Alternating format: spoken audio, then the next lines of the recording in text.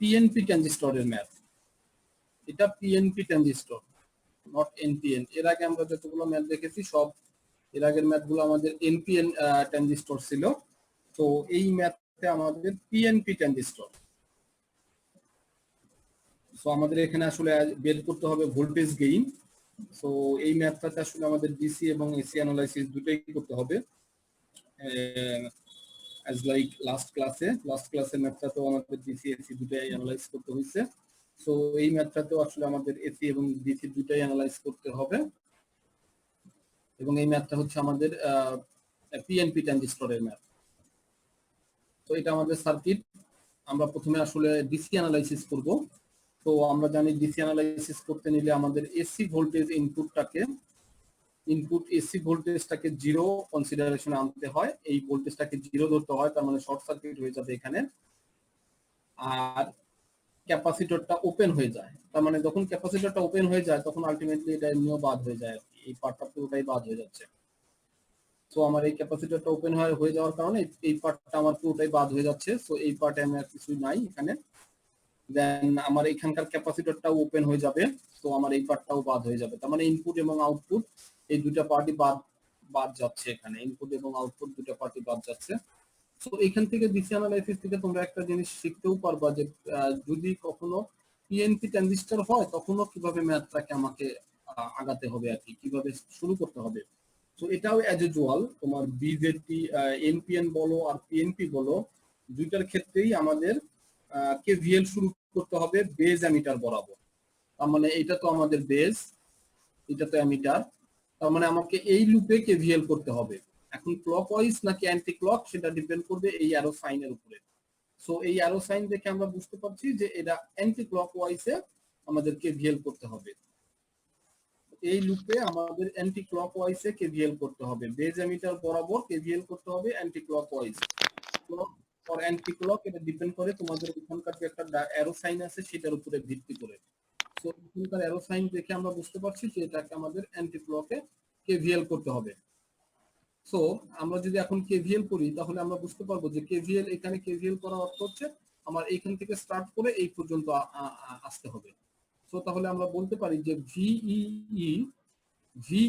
Equal to আইইআরই plus ভিইবি, এটা তো ই এটা বি। সো আমরা তাহলে বলতে পারি যে কেভিএল করলে পাবো VE equal to IERE, that means এইখানকার ভোল্টেজ প্লাস এই ভোল্টেজ ভিইবি, এই ভোল্টেজ। তো আমরা কেভিএল সেটাই করলাম। দেখো আমি কেভিএল করলাম, কেভিএল করলে ভিই ইকুয়াল টু আইইআরই প্লাস ভিইবি। দেন আমরা আই এর ভ্যালুটাকে যদি বের করি তাহলে আমরা পাচ্ছি যে ভিই minus ভিইবি divided by R E. দেখো এখানকার প্রত্যেকটা ভ্যালু আমাদের জানা আছে। ভিই সমান সমান 10 ভোল্টেজ, ভিই 10 ভোল্টেজ, আর ভিইবি ইকুয়াল টু 0.7, আমরা তো এটা শুরুতেই ধরে নিই এটা 0.7, আর আর এর ভ্যালু 10 কিলো। সো এটার ভ্যালু 10, এটার ভ্যালু তো কনস্ট্যান্ট সবসময় 0.7, এটা আমরা জানি, আর এটার ভ্যালু হচ্ছে 10 কিলো। সো দেন আমরা ক্যালকুলেট করে আই এর ভ্যালুটা বের করতে পারি। সো আই এর ভ্যালু হচ্ছে 0.93 মিলি অ্যাম্পিয়ার। দেন আমরা যেহেতু আলফার ভ্যালু জানি, আমরা দেখো এখানে আমি আলফার ভ্যালু ডিক্লেয়ার করে দেওয়া আছে। সো আলফার ভ্যালু জানি, সো আমি সেখান থেকে আমরা জানি IC equal to alpha IE. So আমি আইসির ভ্যালুটা বের করতে পারি।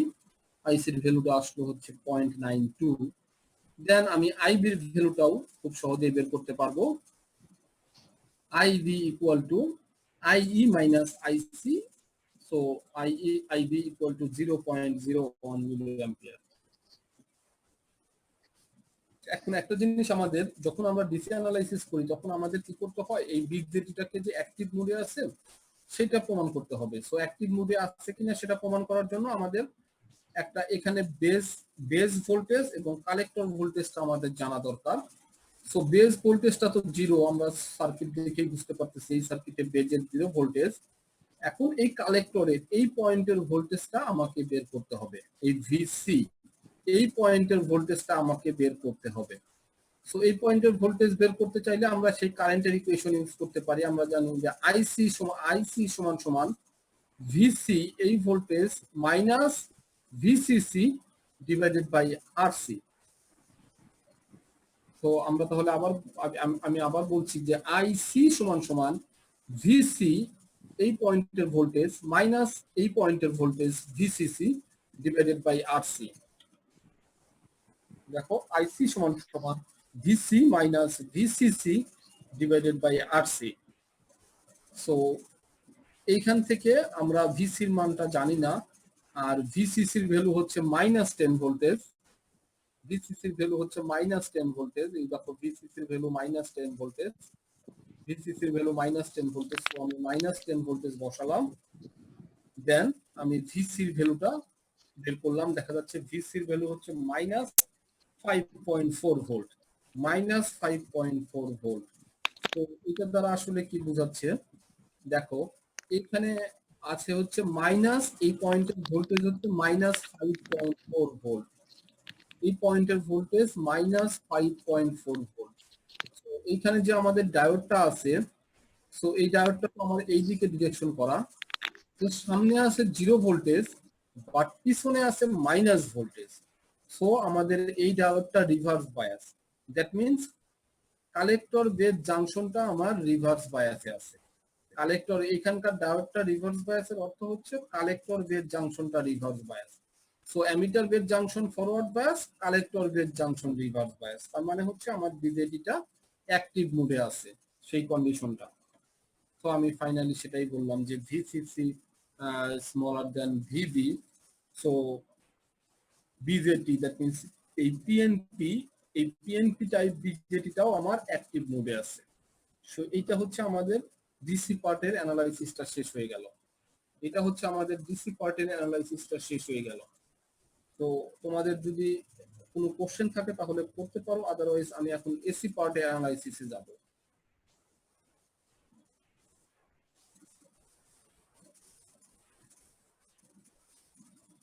ওকে, তাহলে তোমাদের কোনো কোশ্চেন নেই। তো আমরা এখন তাহলে এসি পার্ট অ্যানালাইসিসে যাব। তো এসি পার্ট অ্যানালাইসিসের সময় আসলে আগে আমি মূল সার্কিটটা দেখব। যেহেতু আমি সেড্রা স্মিথ গ্রুপ ফলো করছি, তার মানে আমাকে এখানে পাই মডেল বা টি মডেলের যে কোনো একটা ফলো করতে হবে। তো নরমালি পরীক্ষাতে তোমাদের তো বইয়ের নাম লেখা থাকবে না, সার্কিট দিয়ে পরে কোশ্চেনের সাথে লেখা থাকবে পাই মডেল অথবা টি মডেল বা আরই মডেল বা হাইব্রিড মডেল, এটা উল্লেখ করা থাকবে। তো এটা যদি পাই মডেল অথবা টি মডেল থাকে তাহলে তোমাকে কিন্তু এটা দেখে বুঝতে হবে যে এটা কোন মডেলে করতে হবে, পাই মডেলে না টি মডেলে। আমরা কন্ডিশন জানি যে অ্যামিটারের সাথে যদি রেজিস্ট্যান্স থাকে তাহলে আমরা সেটাকে টি মডেল ফলো করব, অ্যামিটারের সাথে রেজিস্ট্যান্স থাকলে টি মডেল ফলো করব, তার মানে আর ই থাকলে আমরা টি মডেল ফলো করব। সো এই সার্কিটে আর ই আছে, দ্যাট মিন্স আমরা এটাকে টি মডেল ফলো করব। সো আমরা টি মডেল ফলো করতে যাচ্ছি। তো এটা হচ্ছে আমাদের টি মডেল। এই যে ব্লু কালার, এই ব্লু কালারের পার্টটা হচ্ছে টি মডেল, তার মানে এই বেস অ্যামিটার কালেক্টর এই পার্টটা হচ্ছে টি মডেল। দেন আর নটটাকে আমি ইনফিনিটিভ ধরলাম, এখানে তো একটা আর নট ছিল যেটা কালেক্টর এবং অ্যামিটারের মাঝখানে থাকে, সেখানে একটা আর নট ছিল, সেটা আমি শুরুতেই আসলে এটাকে অনেক বড় লার্জ ভ্যালু ধরে এটাকে আমি বাদ দিয়ে দিচ্ছি। শুরুতেই আমার এই ভ্যালুটাকে লার্জ ভ্যালু, বলো একটু সার্কিটে যাবেন স্যার। জি সার্কিটে, ওকে হ্যাঁ বলো। স্যার এখানে রেজিস্ট্যান্সটা তো স্যার ওই যে আপনার অ্যামিটারের স্যার নিচে থাকলে ওইটা ধরবো না নাকি উপরে রেজিস্ট্যান্সটা ধরবো স্যার? অন্যগুলো তো আমরা নিচে থাকলে ধরতাম রেজিস্ট্যান্স অ্যামিটারের সাথে টি মডেল। যদি অ্যামিটারের রেজিস্ট্যান্সটা উপরে নিচের কোনো ব্যাপার না, অ্যামিটারের রেজিস্ট্যান্সটা যদি অ্যাক্টিভ থাকে, যদি কোনো কারণে এইটার প্যারালালে একটা ক্যাপাসিটর থাকতো তাহলে কিন্তু এটা আর অ্যাক্টিভ থাকতো না, কারণ ক্যাপাসিটর শর্ট হয়ে যাইতো, তখন এই এই রেজিস্ট্যান্সটা আর এই রেজিস্ট্যান্সটা আসলে ইনভ্যালিড হয়ে যাইতো।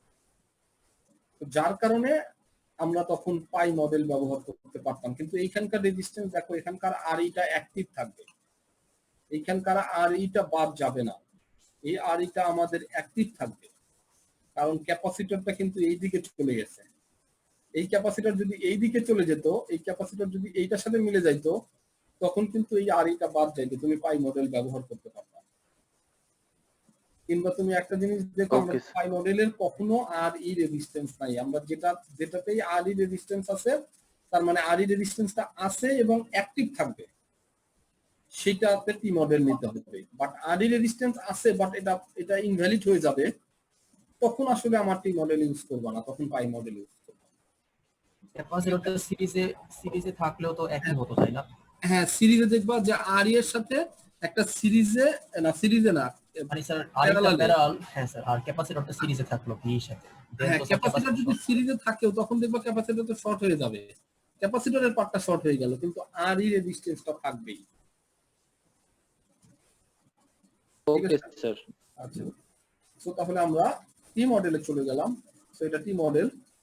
তো টি মডেল পার্টটা হচ্ছে বেস, কালেক্টর এবং অ্যামিটার, এইটুকু হচ্ছে আমাদের টি মডেল, এবং আননটটাকে আমি প্রথমেই বাদ দিয়ে দিচ্ছি।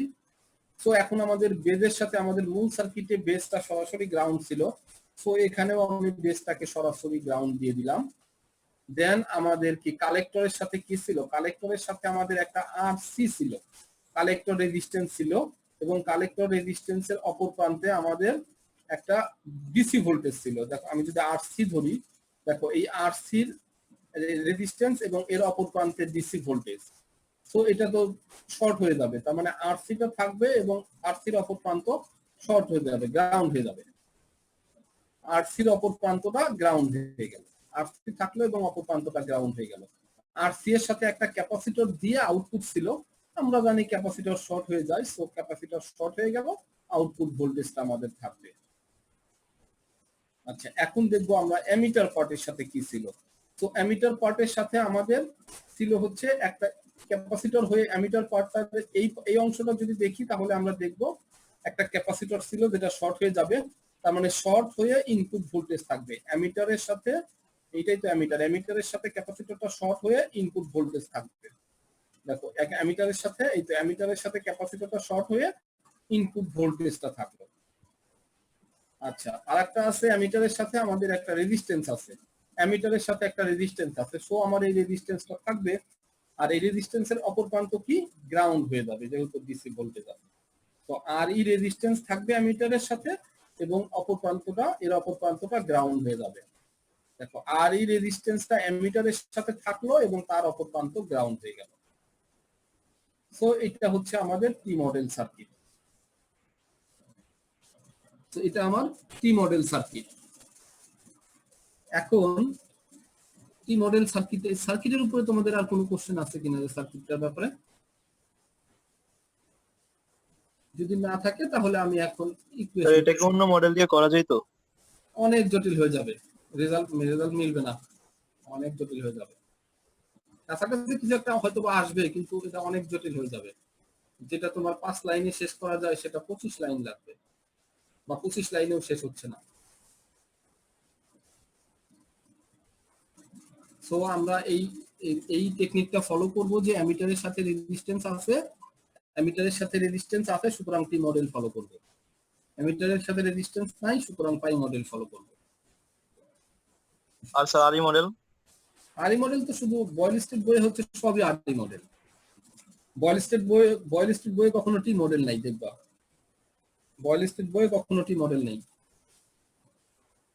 এই জন্য তোমাকে বয়েল স্টেট বই দিলে আমি সরাসরি বলে দেবো আরই মডেল, আর সেড্রা স্মিথ বই হইলে বলা হইতে পারে যে পাই মডেল অথবা টি মডেল যে কোনো একটা ব্যবহার করো, অথবা যদি সরাসরি বলে দেয় টি মডেল তাহলে ভালো, তাহলে তোমার কোনো কনফিউশনই থাকবে না। আর যদি কোনো কিছু না থাকে তখন তোমার কাছে যেটা ভালো মনে হয় সেটাই করো। তোমাদের এতটা বেশি অরিড হওয়ার কিছু নাই, কারণ সাধারণত আমি এখানে যে কয়টা করাচ্ছি এখান থেকে পরীক্ষায় দিয়ে দেবো। তো তোমরা যারা একটু প্র্যাকটিস করবা দেখলেই বুঝে ফেলবা যে এটা কি করতে হবে আর কি, ছবি দেখলেই বুঝে ফেলবা যে এই সার্কিটটা তাহলে এইভাবে করতে হবে, যারা একটু 3-4 বার প্র্যাকটিস করে রাখবা। আচ্ছা ঠিক আছে, তাহলে আমি এখন একটু ক্যালকুলেশনে যাব। আমাদের এখানে আসলে কিন্তু মানে শুধুমাত্র ভোল্টেজ গেইনটা বের করার কথা বলা হয়েছে, আমাদের এখানে শুধুমাত্র ভোল্টেজ গেইন বের করার কথা বলা হয়েছে। সো আদার্স জিনিস নিয়ে আমার আর দরকার নাই। আমরা জানি ভোল্টেজ গেইন বের করতে চাইলে আমরা সাধারণত আউটপুট ভোল্টেজ থেকে শুরু করি, তার মানে আউটপুট ভোল্টেজ থেকে শুরু করব। আর আউটপুট ভোল্টেজটা কি? আউটপুট ভোল্টেজ হচ্ছে রেজিস্ট্যান্স ইনটু কারেন্ট। সো এইখানকার কারেন্ট হচ্ছে আলফা আইই আর রেজিস্ট্যান্স হচ্ছে আর সি, আর একটা মাইনাস সাইন হবে হচ্ছে কারেন্টের ডিরেকশন উল্টো থাকার জন্য। তার মানে output voltage equal to minus alpha IE R C. দেখো আউটপুট ভোল্টেজ সমান সমান minus alpha IE R C. এখন এই আই এর ভ্যালুটা আমার একটু জানা দরকার, এই জন্য আমি প্রথমে এই আই এর ভ্যালুটা একটু বের করে নিলাম। প্রথমে এই আই এর ভ্যালুটা আমি বের করে নিলাম। তো আই এর ভ্যালুটা কি লিখলাম? দেখো তো আই এর ভ্যালুটা আমি বের করব, আমার কারশফের দিকে খেয়াল করো, আমি শুধু সার্কিটের এই পার্টটা নিয়ে চিন্তা করব, সার্কিটের এই পার্টটা নিয়ে চিন্তা করব, ঠিক আছে? তো সার্কিটের এই পার্ট, তার মানে এটাও তো একটা সার্কিট। এই সার্কিটটাতে দেখো প্যারামিটারই শুধু দুইটা না, একটা রেজিস্ট্যান্স একটা ভোল্টেজ সোর্স। এই সার্কিটে শুধুমাত্র দুইটা প্যারামিটার, একটা রেজিস্ট্যান্স একটা ভোল্টেজ সোর্স। তাহলে কি হবে? কারেন্ট সমান সমান ভোল্টেজ বাই রেজিস্ট্যান্স, কারেন্ট সমান সমান ভোল্টেজ বাই রেজিস্ট্যান্স। তার মানে কারেন্ট হচ্ছে আই সমান সমান ভোল্টেজ বাই রেজিস্ট্যান্স। কিন্তু কারেন্টের ডিরেকশনটা দেখো এখানে উল্টা আছে। আমরা জানি কারেন্ট সবসময় এই যে মাইনাস থেকে সোর্সের মাইনাস থেকে প্লাসের দিকে যায়, সোর্সের মাইনাস থেকে প্লাসের দিকে যায়, কিন্তু এইখানকার কারেন্টটা দেখো উপর থেকে নিচের দিকে, প্লাস থেকে মাইনাসের দিকে আসতেছে। দ্যাটস ওয়াই আমাদের একটা মাইনাস সাইন ইউজ করতে হবে। তো আমরা বলতে পারি যে এখানকার কারেন্ট আইই সমান সমান minus voltage VI divided by resistance R E. দেখো আইই সমান সমান voltage VI divided by R E. Clear? এই আই এর ইকুয়েশনটা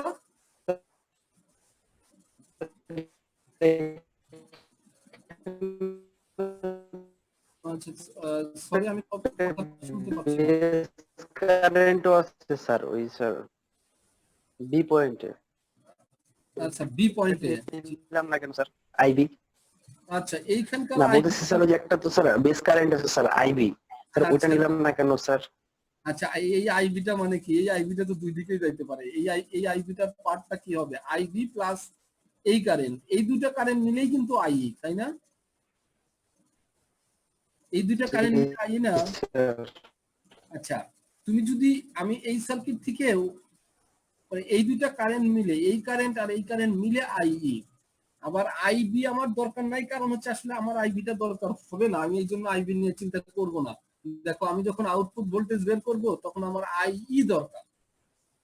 সো আমার যেহেতু আইই দরকার তাই আমি আইই নিয়েই চিন্তা করব, সো আইবি নিয়ে চিন্তা করব না। সো আইবি নিয়ে যদি চিন্তা করার দরকার হইতো তাহলে কি করতাম?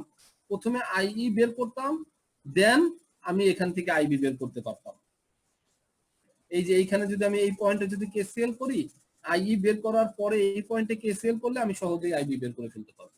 কিন্তু আসলে আমার আইবি বের করার এখন দরকার নাই, তাই আমি আর আইবি বের করলাম। তো আমি আইইটা বের করে নিলাম। আচ্ছা দেখো এরপরে দেখো এখানে আমার এই যে একটা আর ই আছে, এই আর এর ভ্যালুটা আবার জানা দরকার। এই আর এর ভ্যালুটা জানা দরকার। তো আমরা জানি যে আর ই সমান সমান ভিটি ডিভাইডেড বাই আইই। এটা আমরা ওই যখন ইকুয়েশন গুলো দেখেছি, বিভিন্ন রিলেশন দেখেছি, মোস্ট প্রবাবলি লেকচার নাম্বার 17 এর দিকে।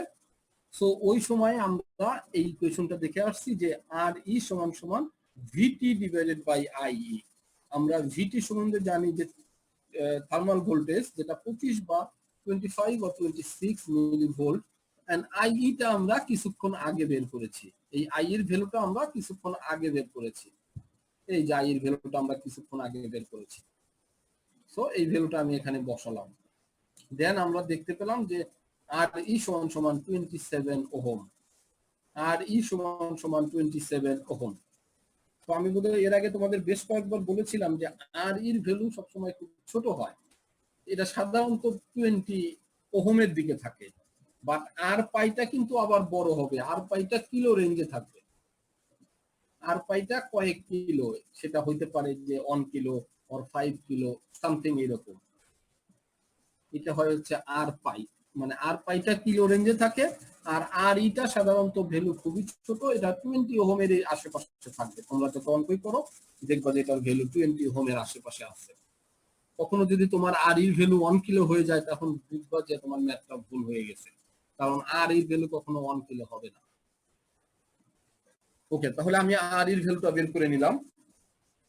তো আমার এখন তাহলে আমি মূল সূত্রটাতে চলে যাই, যে ভি আউটপুট ইকুয়াল টু, তো V output equal to minus alpha I E R C, then I এর পরিবর্তে আই এর পরিবর্তে তাহলে আমি ওই সূত্রটা বসালাম V I divided by R ই, আর এখানকার একটা মাইনাস আর আগেকার মাইনাস, দুইটা মাইনাস দিয়ে প্লাস হয়ে গেল।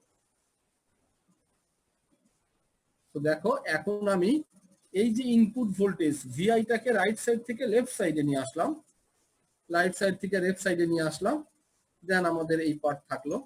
সো রাইট সাইড এখন তাহলে কিন্তু আমি লেফট সাইডে ভোল্টেজ গেইন পেয়ে গেলাম, output voltage by input voltage, that means voltage gain. So left সাইডে আমি ইনপুট ভোল্টেজ গেইন পেয়ে গেলাম, এন্ড রাইট সাইডে দেখো আমার প্রত্যেকটা ভ্যালুই আমার জানা আছে। আলফার ভ্যালু 0.99, আরসির ভ্যালু হচ্ছে 5 কিলো, আর এর ভ্যালু কিছুক্ষণ আগে বের করলাম 27 ওহম। তাহলে আমি রেজাল্ট আসলো ভোল্টেজ গেইন ইকুয়াল টু 183.33, এটা হচ্ছে ভোল্টেজ গেইন। ভোল্টেজ গেইনের তো কোনো ইউনিট নাই।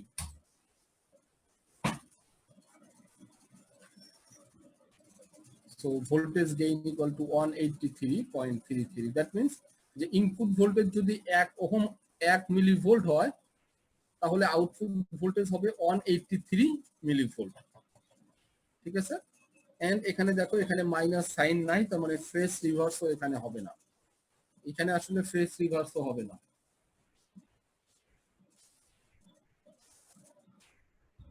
ঠিক আছে, ক্লিয়ার? কারো কোনো কোশ্চেন আছে?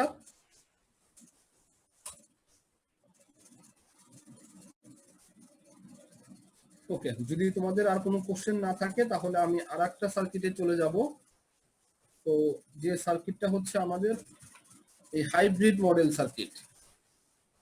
তোমাদের আরেকটা এটার নামও তোমাদের বলেছিলাম যে হাইব্রিড মডেল সার্কিট, আর hybrid model circuit Boylestad বইয়ে ফলো করা হয়। হ্যাঁ, বয়েল স্টেট বইয়ে হাইব্রিড মডেল সার্কিটটাকে ফলো করা হয়। সো এটা আর্টিকেল নাম্বার 5.20, পেজ নাম্বার 324। তো এটা হচ্ছে এই সার্কিটটাকে দিয়ে তোমাকে বলা হবে যে হাইব্রিড মডেলে এটাকে সলভ করার জন্য ভোল্টেজ গেইন বা কারেন্ট গেইন এগুলো বের করো, ইউজ করো হাইব্রিড মডেল সার্কিট। তো হাইব্রিড মডেল সার্কিট তোমাকে ইউজ করতে হবে। তবে ইন্টারেস্টিং হচ্ছে হাইব্রিড মডেল সার্কিটটা হচ্ছে এক্স্যাক্টলি আর ই মডেল সার্কিট। বয়েল স্টেট বোর্ডের বইয়ে যে আর ই মডেল সার্কিট আছে আর হাইব্রিড মডেল সার্কিটের ভিতরে ফিজিক্যালি কোনো পার্থক্য নাই, দেখতে কোনো পার্থক্য নাই, শুধু এই নামের চেঞ্জ আর কি।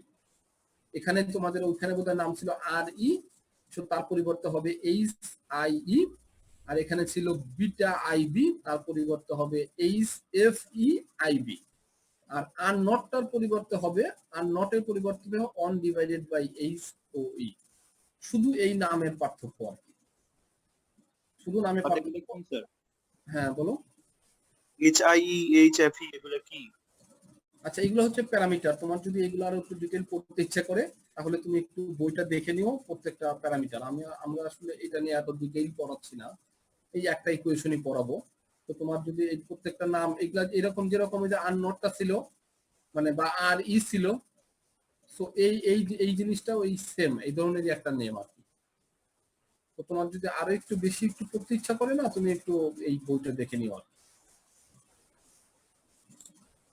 স্যার এখানে কি 1/HUE এটা বাদ দেওয়া হবে? হ্যাঁ হ্যাঁ, বাদ দিয়ে দিতে পারো, আর নট এটা তুমি বাদ দিয়ে দিবা ক্যালকুলেশনের সাথে, যদি দেখো অনেক বড় বড় ক্যালকুলেশন। তবে এখানে আমরা আসলে বড় ক্যালকুলেশনের ম্যাথ করাবোই না, এই একটা ম্যাথই করাচ্ছি আর কি। এই একটা অঙ্ক মানে একটাই থিওরি, আর এই রিলেটেড এর সাথে যে ম্যাথটা আছে ওইটাই। তো দ্যাটস ওয়াই এটা খুব সহজ, ছোট, তো এই জন্য আসলে ওটা বাদ দেইনি। তবে যদি বড় ম্যাথ হইতো তাহলে অবশ্যই বাদ দিতাম, যেহেতু আমরা আর হাইব্রিড মডেল নিয়ে এই হাইব্রিড মডেলের একটা সার্কিটই দেখাই। সো এটা মানে খুব একটা ইউজফুল না। নরমালি এটা অনেক কিছু ঝামেলা, মনে রাখা ঝামেলা। সাধারণত সলভ আর ই মডেলেই করা হয়। এখন এটা একটু জানা দরকারের জন্য তোমাদের একটু একটা নলেজ দিয়ে রাখলাম, যেন মানে শুনলে যেন বুঝতে পারো যে না এই ধরনের জিনিস শুনেছিলাম, এই সার্কিটের নাম শুনেছি। এইভাবেও হাইব্রিড মডেল দিয়েও সলভ করা যায়। ওকে, তাহলে আমরা এই সার্কিটটাতে আমি এক্স্যাক্টলি বললাম যেটা আরই মডেল, ব্লু কালারটা হচ্ছে হাইব্রিড মডেল। দেন আমরা বি পার্টের সাথে এই বি পার্টের সাথে আমাদের যে প্যারামিটারস গুলো আছে সেগুলো বসাবো। তো এখানে দেখা যাচ্ছে বি পার্টের সাথে একটা ক্যাপাসিটর যেটা শর্ট হয়ে ইনপুট ভোল্টেজ থাকবে। সো বি পার্টের সাথে ক্যাপাসিটর শর্ট হয়ে ইনপুট ভোল্টেজ থাকলো। আচ্ছা, বি পার্টের সাথে আরেকটা রেজিস্ট্যান্স আছে আরবি, যে রেজিস্ট্যান্সটার অপোজিট প্রান্ত হবে গ্রাউন্ড। বি এর সাথে আরবি থাকবে, অপর প্রান্ত হবে গ্রাউন্ড, যেহেতু ডিসির সাথে কানেক্টেড। এই যে বেজের সাথে রেজিস্ট্যান্সটা থাকলো, অপর প্রান্তটা হয়ে গেল গ্রাউন্ড। আচ্ছা, অ্যামিটারটা তো সরাসরি গ্রাউন্ড, এই জন্য অ্যামিটারটা দেখানোই হয় নাই, সরাসরি গ্রাউন্ডের সাথে।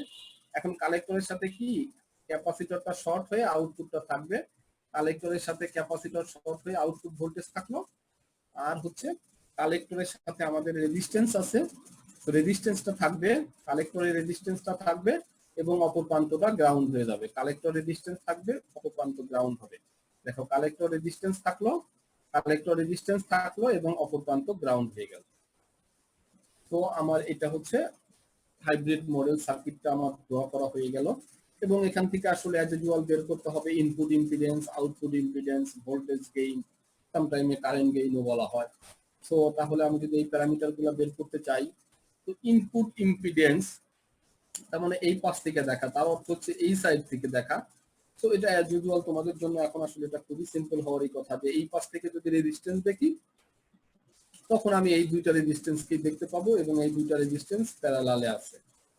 তার মানে input impedance equal to R B parallel H I E, R B parallel H I E. তো সেটাই দেখানো হয়েছে যে input impedance R B parallel H I E. অনুরূপভাবে যদি আমি আউটপুট ইম্পিডেন্স দেখি তাহলে আমি একটা পরিষ্কার দেখতে পাচ্ছি যে এই দুইটা রেজিস্ট্যান্স প্যারালালে আছে, এই দুইটা রেজিস্ট্যান্স প্যারালালে আছে, এই দুইটা resistance parallel, that means RC parallel one divided by HOE. So আর output impedance RC parallel one divided by HOE. Okay, তো ইনপুট ইম্পিডেন্স এবং আউটপুট ইম্পিডেন্স খুব সহজেই হয়ে গেল। দেন আমরা ভোল্টেজ গেইন বের করব। তো আমরা জানি ভোল্টেজ গেইন বের করতে চাইলে আমরা আউটপুট ভোল্টেজ থেকে স্টার্ট করি। সো আমরা আউটপুট ভোল্টেজ থেকে যদি স্টার্ট করি তাহলে বলতে পারি যে আউটপুট ভোল্টেজ, এই ভোল্টেজটা হচ্ছে এইখানকার রেজিস্ট্যান্সকে এখানকার কারেন্ট দ্বারা গুণন করতে হবে। তো রেজিস্ট্যান্স অর্থ হচ্ছে এই দুইটার প্যারালাল, আর কারেন্টটা হচ্ছে এইটা, একটা মাইনাস সাইন থাকবে।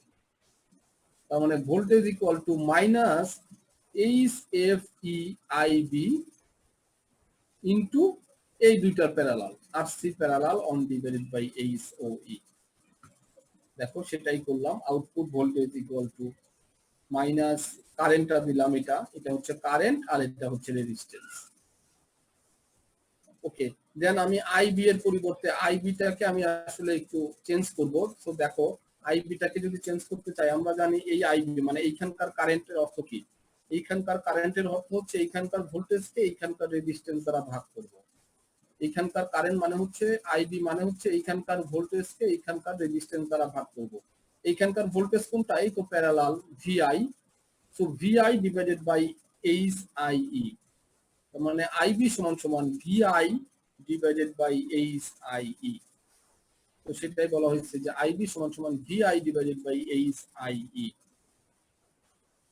দেন আমি আইবির পরিবর্তে এইটা বসালাম।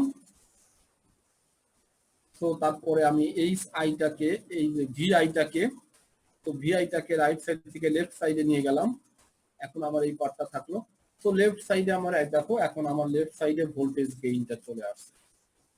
তো লেফট সাইডের ভোল্টেজ গেইন সমান সমান, আমি এটা বলতে পারি যে লেফট সাইডের ভোল্টেজ গেইন সমান সমান H F E divided by H I E into রেজিস্ট্যান্সের পার্ট।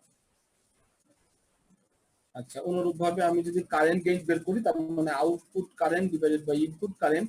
তো আউটপুট কারেন্ট হচ্ছে আমাদের H F E I B আর ইনপুট কারেন্ট হচ্ছে আইবি। তো সো এটা বাদ দিলে দেখা যাবে যে মাইনাস এইচ এফ ই থাকবে। যেরকম মাইনাস বিটা, তার মানে আসলে এই অংশটা হচ্ছে বিটা, এইচ এফ ইটা হচ্ছে আসলে বিটা। এখন তাহলে তোমাদের এই সূত্র দিয়েই তোমাদের একটা ম্যাথ আছে জাস্ট তারপরে 326 নাম্বার পেজে 326 নাম্বার পেজে জাস্ট তারপর পরে একটা ম্যাথ আছে, এই সূত্র দিয়েই ম্যাথটা করতে হবে।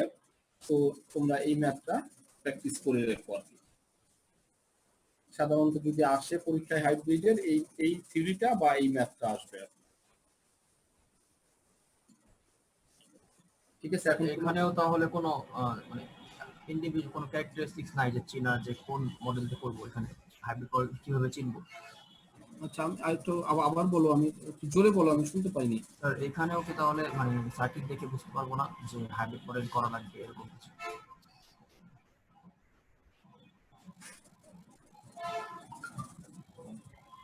আচ্ছা সরি, আমার মধ্যে নেটওয়ার্কের কারণে আমি তোমার কোশ্চেনটা বুঝতে পারিনি।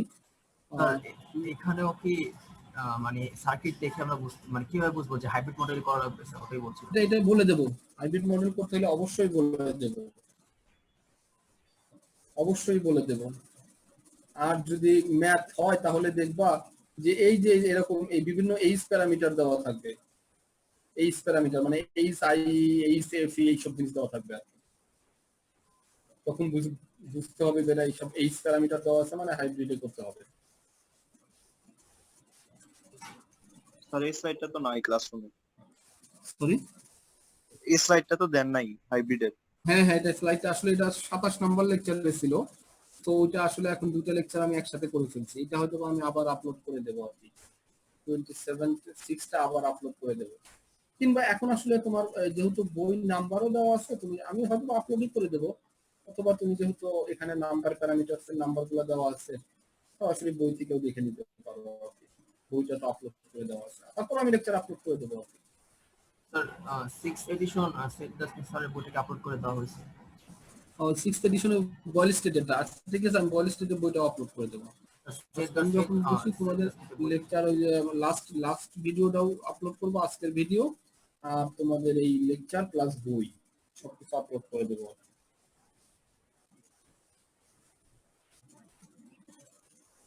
ঠিক আছে, তোমাদের যদি কোনো কোশ্চেন না থাকে তাহলে আমি অফ করে দিতে পারি, স্লাইড শো স্টপ করে দেই। আর তোমাদের সাথে একটু যেহেতু আমার কিছুক্ষণ সময় আছে একটু কথা বলি। আমি কালকে তোমাদের মিটিং এ ছিলাম তোমাদের সাথে, তো তোমাদের কি সিআর ওখানে ছিল? তোমাদের সিআর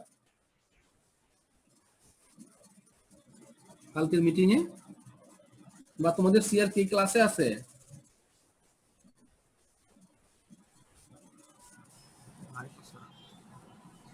তোমাদের সিআর কি ক্লাসে, তোমাদের ক্লাসের সিআর কি ক্লাসে আসো, এখানে আসছো তুমি? না স্যার। নাই স্যার। আচ্ছা শোনো, আমি একটা জিনিস মানে খুব বেশি আশ্চর্য হলাম যে তোমরা এই ক্লাসে মানে তোমরা যারা অ্যাটেন্ড করতেছো ঠিক অ্যাজ ইউজুয়াল, আর সবসময় তোমাদের 16টা প্রেজেন্ট, 16, 17, 15 এই জাতীয়। সো আমার প্রথমে যখন ধারণা ছিল, প্রথম দিন তো তোমরা প্রায় ফুল অ্যাটেন্ডেন্স ছিল, এবং তোমরা যতই বলো আমি বিশ্বাস করি না যে তোমরা কমপ্লিটলি নেটওয়ার্কের বাইরে আসো কেউ। এটা থাকলে কতজন, একজন দুইজন বা হাইস্ট 5 জন থাকতে পারো হাইস্ট।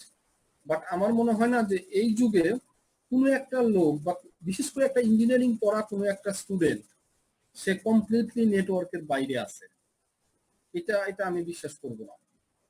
তো সে একটা ওয়ে খুঁজে নেবে। কারো যদি হয় যে সাপোজ যারা গ্রামে আছে, সে গ্রামে আসলে মানে এয়ারটেলের নেটওয়ার্ক পাচ্ছে, এয়ারটেলের নেটওয়ার্ক পাচ্ছে না, সে একটা গ্রামীণের সিম কিনে নেবে এবং তার ফাদারকে যদি বলে যে আমার আসলে একটা সিম কিনতে 200 টাকা লাগবে, অথবা একটা মানে একটা জিবি নিতে আমার সাপোজ একটা 10 জিবি কিনতে বা 15 জিবি কিনতে আমার 500 টাকা বা 700 টাকা লাগতেছে, তার বাবা এই টাকা দেবে না, এটাও আমি বিশ্বাস করব না। কারণ তোমাদের সবার ফাদারই তোমাদের ঢাকাতে পড়াশোনা করার জন্য প্রতি মাসে 8 থেকে 10,000 টাকা করে দিত আর কি, হাত খরচের জন্য। তো তোমাদের আসলে যে আমি লেখাপড়ার জন্য, কোনো বাবা মাকে যদি বলা হয় যে আমি বই কিনবো, আমাকে এই টাকাটা দেওয়া হোক, বাবা মা আটকাবে না যে বই কেনার জন্য 100 টাকা মানে 500 টাকা বা 1000 টাকা, কোনো বাবা মাই আটকাবে না মানে। তো সেই ক্ষেত্রে আমি এটা আসলে বিশ্বাস করি না যে তোমাদের এই ইয়াতে নাই, সে নেটওয়ার্কে নাই। এটা মানে তোমরা আসলে আমার কথাটা তোমরা নিজেরাই তো জানো, দেখবা তোমার ফ্রেন্ড তোমাদের সাথে অন্যান্য মিডিয়ায় কি যোগাযোগ করতেছে, ফেসবুকে বা মানে মেসেঞ্জারে কথা বলতেছে বাট সে ক্লাসে আসতেছে না। সো এটা আমার প্রথম দিকে মনে হয়েছিল যে হয়তো বা পরে তোমরা আসবা ক্লাসে, কিন্তু যেটা দেখলাম যে তোমরা আসলেও সত্যি সত্যি ক্লাসে আসতেছো না। আমি মানে খুবই আশ্চর্য হয়েছি এটা। আমার তো মনে হয় শুধু আমার ক্লাস না, কোনো ক্লাসেই বোধহয় আসতেছো না, আমরা টিচারের সাথে কথা বলে যেটা দেখতেছি।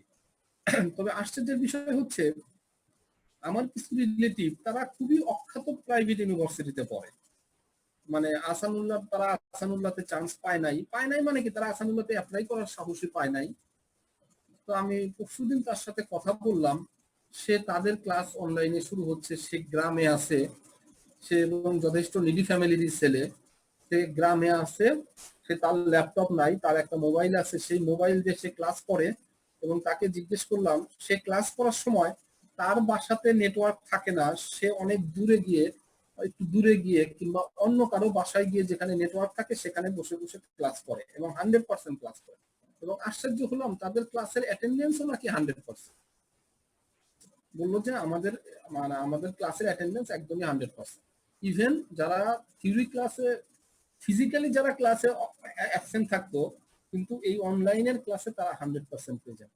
এখন তোমাদের যে কেন এই প্রেজেন্টটা হচ্ছে না, মানে এটা আমার মাথায় কোনোভাবেই ঢুকলো না আর কি এটা। আর আরেকটা জিনিস, কালকে আমি তো আসলে আমরা তো জুনিয়র টিচার, এখানে আসলে আমরা কথা বলি না, সিনিয়র টিচাররাই কথা বললো। আরেকটা জিনিস দেখলাম যে তোমরা যেটা বলা হচ্ছিল যে মানে যদি এই কোভিড এর সিচুয়েশনটা আনলিমিটেড চলতেই থাকে আরো 2, 4, 5, 6 মাস আনলিমিটেড, তো তোমরা নেক্সট সেমিস্টারের ক্লাস শুরু করবা না। এটাও একটা খুবই খুবই বোকামি ডিসিশন।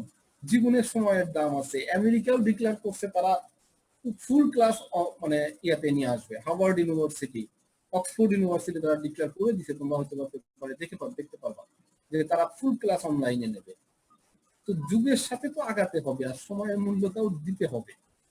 তো তোমরা নেক্সট সেমিস্টারে ক্লাস করবা না, এই মানে যা 2-4 জন যারা বলে তাদেরকে তোমরা অপোজ করো, যে তোমার যদি নিতান্তই করতে ইচ্ছা না করে তুমি করো না, বাট আমার সময়ের দাম আছে। আমি এই সেমিস্টার শেষ হয়ে গেলে অগস্টের 10 তারিখ হোক, 15 তারিখ হোক, 7 তারিখ হোক, আমরা স্যারকে বলবো যে স্যার আপনি আমাদের পরের সেমিস্টারের একটা কি কি প্রসিডিউরে আপনারা করবেন, আমাদের পরের সেমিস্টার শুরু করে দেন।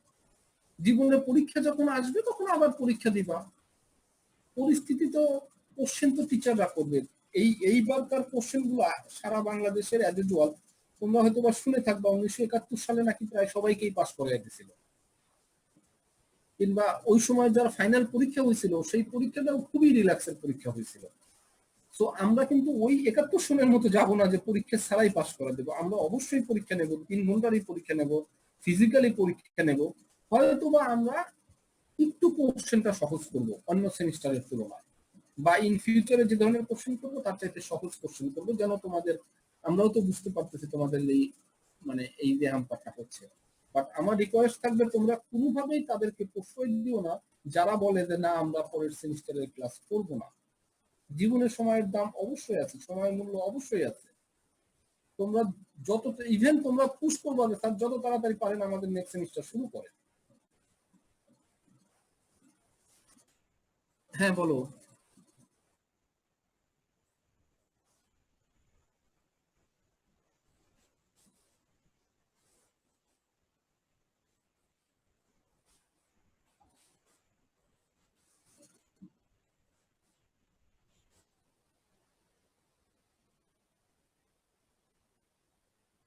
এটা তো শেষ হবে, অনেকে বলতেছে এটা নেক্সট ইয়ারের মার্চে থেকে শুরু করবে গভর্নমেন্ট নাকি। তার মানে কি তোমরা কি বসে থাকবে নাকি? এই নেক্সট ইয়ার মার্চ কি নেক্সট সেমিস্টারটা নাকি স্যার পরীক্ষা? গভর্নমেন্ট বন্ধ রাখবে। তো তোমরা যদি নেক্সট সেমিস্টার শুরু না করো তাহলে তোমাদের এই সেমিস্টারই নেক্সট ইয়ারের মার্চ পর্যন্ত যাইতে হবে। আমি জানি না, এটা তো আসলে কেউ জানে না যে নেক্সটে কি হবে। যদি পরিস্থিতি ভালো হয় তাহলে তো ভালো, তোমাদের যদি এই ক্লাস শেষ হয়ে যায়, তোমাদের এটা শেষ হয়ে গেলে তোমরা বলবো স্যার আমাদের পরের সেমিস্টার শুরু করে দেবে। স্যার তাহলে স্যার আমাদের স্যার যদি আমরা স্যার 2 ক্লাস শুরু করি স্যার, তাহলে স্যার 2-1 এর এক্সাম কি স্যার, মানে এক্সামটা কবে হইতে পারে তাহলে স্যার? পরিস্থিতি যখন আবার ইউনিভার্সিটি সারা বাংলাদেশ যখন খুলবে তখন তোমাদের ইউনিভার্সিটি খুললে তোমাদের প্রথমে আচ্ছা তাহলে স্যার আমার স্যার দেখা যাচ্ছে তখন যদি আবার স্যার 2-2 দেখা যাচ্ছে সেমিস্টার শেষ, স্যার তখন ওইটারও তো একটা পরীক্ষার ব্যাপার আছে। আচ্ছা হ্যাঁ, আমরা সেটা বলি।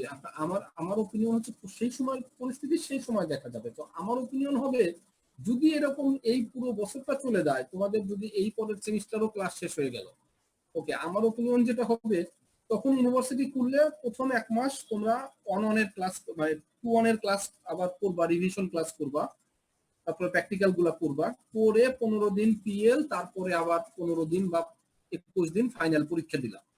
ফাইনাল পরীক্ষা দিয়ে রেজাল্টটা আমরা টিচাররা চেষ্টা করবে খুব তাড়াতাড়ি 10 দিনের ভিতরে রেজাল্টটা দিয়ে দেওয়ার। তো রেজাল্ট দিয়ে দেওয়ার পরে তারপরে আবার তোমাদের টুটুর ক্লাস শুরু হবে, ওই যে অ্যাটলিস্ট 1 মাস রিভিশন ক্লাস করবা, করে আবার টুটুর জিনিসগুলো কভার করে তারপরে আবার পিএল, তারপরে আবারও 3 সপ্তাহ তোমাদের পরীক্ষা, তারপরে রেজাল্ট। স্যার তখন স্যার এই দুইটা পরীক্ষা না, মাঝখানে তো তোমাদের আবার ক্লাস হবে অ্যাটলিস্ট 1 মাস, আবার 15 দিন পিএল হবে, আবার আর একটা স্যার পরীক্ষা কিভাবে হবে স্যার? 10 দিনের জন্য কমপ্লিট তোমরা রেস্টে চলে গেলা, যে 10 দিন আসলে টিচাররা খাতা দেখে তোমাদের রেজাল্ট দিয়ে দেবে। তো এই ধরনের পলিসি করে আগাইতে হবে, কারণ কোশ্চেনে তোমরা যেটা ভয় করছো যে আমরা পারবো না, কোশ্চেন অনেক কঠিন হবে, ব্যাপারটা তা হবে না। তোমরা ওই ব্যাপারটা টিচারকে মানে রিকোয়েস্ট করতে পারো, এবং টিচাররা আমার মনে হয় ব্যাপারটা বুঝতেও পারবে। এটা গভর্নমেন্ট অ্যালাউ করে না। গভর্নমেন্ট স্যার এর মানে আচ্ছা বল বল গভর্নমেন্ট স্ট্রিক্টলি নিষেধ।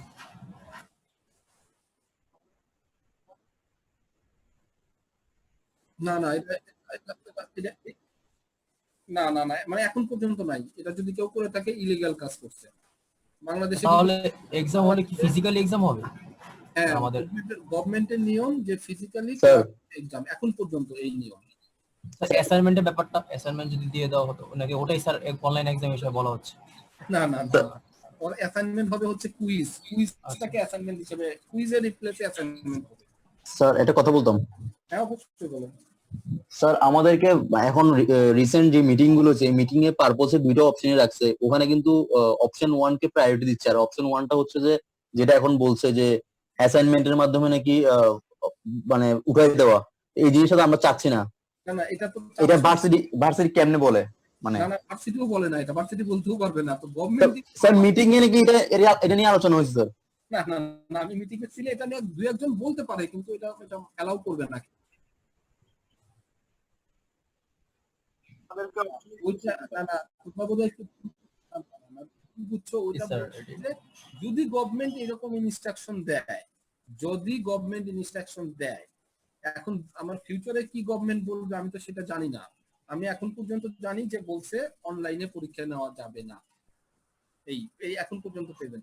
বাট ফিউচারে যদি গভর্নমেন্ট বলে দেয় যে না তুমি অনলাইনে পরীক্ষা নিয়ে নেন বা অ্যাসাইনমেন্ট দিয়ে পাস করিয়ে দেন, তখন আমরা সেটা ফলো করব।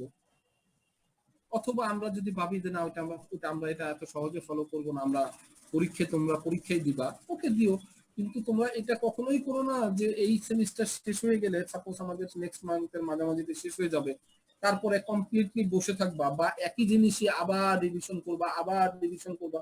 কোনো দরকার নাই। জীবনে লেখাপড়া করার জন্য আরেকটা সত্য কথা বলি, তোমাদের যা পড়াচ্ছি এর হাইস্ট তোমাদের জীবনের জন্য 5% বা 10% কাজে লাগবে।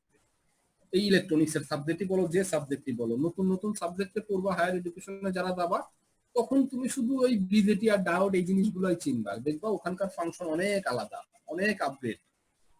সো তোমাদের এইখানে পড়ে এইটার উপরে একদম হাফেজ হয়ে যাওয়া লাগবে, নট নেসেসারি, কোনো দরকার নাই। তোমাদের এটা শেষ হয়ে গেছে, ওকে, তোমরা পড়ে ফেলছো, ব্যাস শেষ, নেক্সট সেমিস্টার শুরু করো তোমাদের। হ্যাঁ বলো।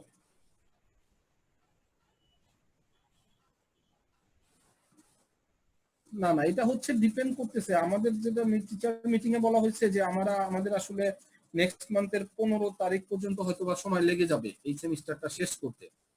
তারপরে তোমরা চাইলে আসলে সেটা 20 তারিখ, বা তোমরা যদি বলো স্যার আমাদের আর 2 সপ্তাহ আর একটু রেস্ট করতে চাই, যে নিতে পারো, আরো 2 সপ্তাহ নিতে পারলাম, নিয়ে ওই 2 সপ্তাহ হয়তো আমরা আবার এগুলো রিভিশন দিলাম ক্লাসে।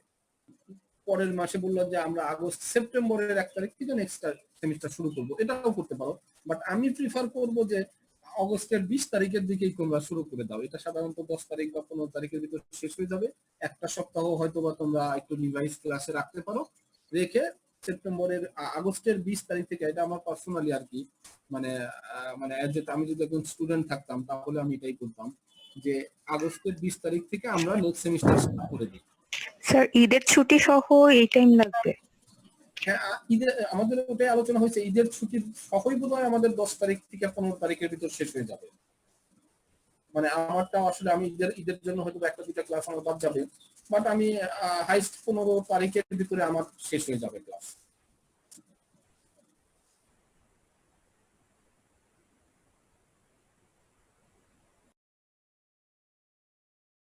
যদি মনে হয় যে তোমাদের রিভাইশনের ব্যাপারে তোমরা কোন টিচারকে যদি বলে স্যার একটু এক্সট্রা একটা জুম ক্লাসের অ্যারেঞ্জ করেন, যেটা আমরা একটু প্রিভিয়াস ক্লাসটা নিয়ে একটু আলোচনা করব, তো ওইটা টিচার করবে।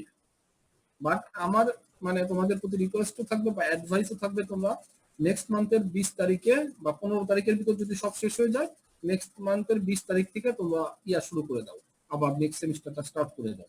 তাহলে ল্যাব গুলা কি 2 এর ল্যাবের সাথে একসাথে করা হবে নাকি ল্যাবও করা হবে? ল্যাবের ব্যাপারটাও আমি আমার যেটা আমি অলরেডি বলছি, কিংবা আমাদের হেড স্যারও বলছে, ল্যাবটাও আমাদের ল্যাবের থিওরি পার্টটা বলা হয়েছে যে আমরা যেন তোমাদের এই জুম ক্লাসের মাধ্যমে ল্যাবের থিওরি পার্টটা করে দিই, থিওরি পার্টটা আলোচনা করি এই জুম ক্লাসের মাধ্যমে। তো সেই ক্ষেত্রে তখন আমরা যখন ল্যাব স্টার্ট করব, তখন আমরা ল্যাবের ক্লাসে গিয়ে আর থিওরি নিয়ে আলোচনা করব না, আমরা সরাসরি এক্সপেরিমেন্টে চলে যাব। তো সেই ক্ষেত্রে অনেক এক্সপেরিমেন্ট দেখা যাবে, বিশেষ করে আমার ইলেকট্রনিক্স এর এক্সপেরিমেন্ট তোমরা করছো, জানো যেটা খুব তাড়াতাড়ি হয়ে যায়। যে এক্সপেরিমেন্ট গুলো তাড়াতাড়ি হয়ে যায় সেই এক্সপেরিমেন্ট আমরা প্রতিদিন 2টা করে করব। আর যদি কোনো একটা সাবজেক্টের এক্সপেরিমেন্ট অনেক বড় হয়ে যায়, তাদের জন্য হয়তো বা 2টা করতে একটু সময়টা প্রয়োজন একটু বাড়িয়ে নিতে হবে আর কি। তারা একটু মানে চেষ্টা করা হবে যে একদিনে 2টা করে ল্যাব করা। যদি আমরা থিওরি পার্টটা ওকে করে রাখি, বা আমরা তোমাদের অ্যাসাইনমেন্ট আগে বলে দিয়ে রাখলাম কি ধরনের রেজাল্ট আসবে, টেবিলটা কেমন হবে, সব বলে দিলাম, তখন দেখা যাবে তুমি একদিনে 2টা করে এক্সপেরিমেন্ট করতে পারবা। এখন একটা ব্যাপার কি, এই পরিস্থিতিটার সাথে কিন্তু আমাদের একটু খাপ খাইয়ে নিতে হবে। মানে একটা মানুষের কি অভিযোজন একটা ক্ষমতা আছে না, যে মানুষ কিন্তু পরিস্থিতির সাথে নিজেকে খাপ খাইয়ে নিতে পারে। এটা শুধু মানুষ না, যে কোনো প্রাণী বা গাছপালা এটা খাপ খাইয়ে নেয়। তো আমাদের এখন একটা খুবই একটা পরিস্থিতি পড়ে গেছে, একটা এক্সেপশনাল পরিস্থিতি পড়ে গেছি। তো এই পরিস্থিতির সাথে আমাদের কিছুটা একটু খাপ খাইয়ে নিতে হবে। নিয়ে আমাদের লাইফ তো থেমে রাখা যাবে না, জীবন তো থেমে রাখা যাবে না। যে আমার বাচ্চার দেখলাম যে ওদের স্কুলের টিচাররা মিটিং, তো আমার বাচ্চা তো সে মানে ক্লাস 4-এ পড়ে, সে তো খুবই সিরিয়াস। মানে সে মোবাইলে অ্যালার্ম দিয়ে রাখবে, তার ঘড়িতে অ্যালার্ম দিয়ে রাখবে, তার ক্লাস হবে, সে আমাকে ডেকে উঠাবে, মানে সে 5 মিনিট 10 মিনিট আগে তার ক্লাস সব রেডি করে দিতে হবে, সে অনলাইনে ক্লাস করবে। তাদের তো একদম কমপ্লিট রুটিন দিয়ে দিচ্ছে স্কুলের।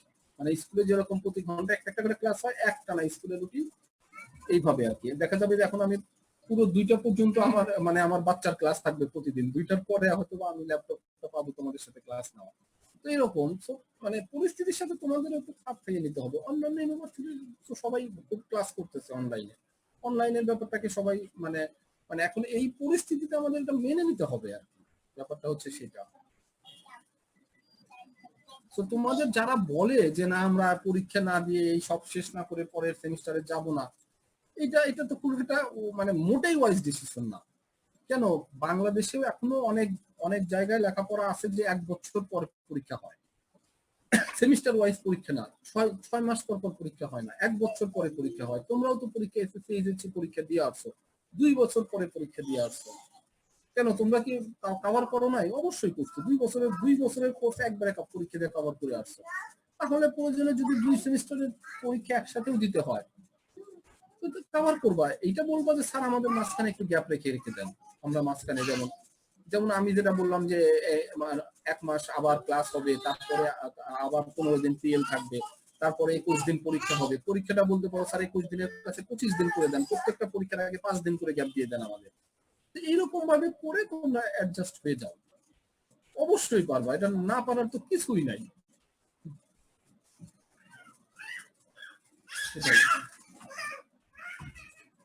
ঠিক আছে তাহলে, হ্যালো, জি স্যার, থ্যাংক ইউ স্যার। এভাবে একটু নিজেরা একটু মানে পজিটিভ চিন্তা করো, জি স্যার। নিজেরা একটু পজিটিভ চিন্তা করো। ঠিক আছে, ওকে, থ্যাংক ইউ, ভালো থাকো সবাই, নিজের প্রতি খেয়াল রাখো। আসসালামু আলাইকুম। ওয়ালাইকুম আসসালাম। ভালো থাকবেন।